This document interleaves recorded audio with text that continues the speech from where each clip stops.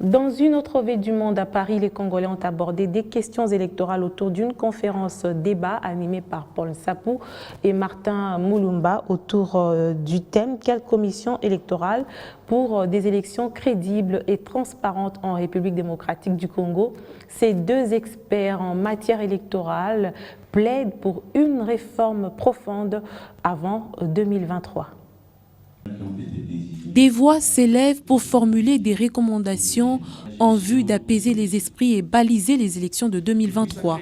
Dans un contexte de controverses répétitifs, de crise post-électorale, la diaspora s'invite elle aussi dans le débat. Une conférence est tenue à Paris autour du thème « Quelle commission électorale pour les élections crédibles et transparentes en République démocratique du Congo ?» Animée par deux experts en questions électorales, Paul Nsapou, président de la Ligue des électeurs et vice-président de la Fédération internationale de droits de l'homme, ainsi que Martin Mulumba, docteur et chercheur en droit public de l'Université de Paris Panthéon-Sorbonne. Cette conférence a connu la participation de plusieurs Congolais venus des différentes villes de l'Europe. Occasion pour Paul Nsapou d'annoncer sa candidature à la présidence de la Commission électorale nationale indépendante où il compte apporter sa touche en travaillant pour le seul intérêt de la population congolaise.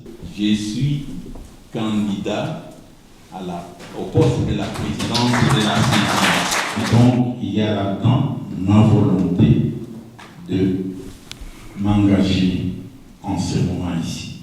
Je suis vraiment déterminé.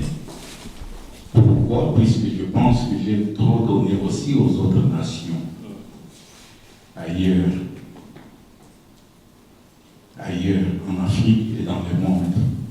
Et je vois des problèmes tels qui se produisent chez nous. 2023, année électorale, des réformes s'imposent en vue de garantir la quiétude dans le pays. La commission électorale joue un rôle capital dans la construction et la consolidation de la démocratie en République démocratique du Congo.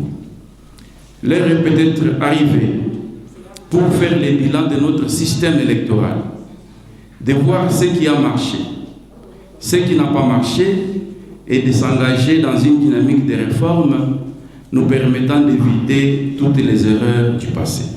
Les crises post-électorales constituent un véritable frein au développement du pays. La diaspora congolaise a joint sa voix à celle de ces deux experts en lançant un vibrant appel aux autorités congolaises à engager des réformes nécessaires.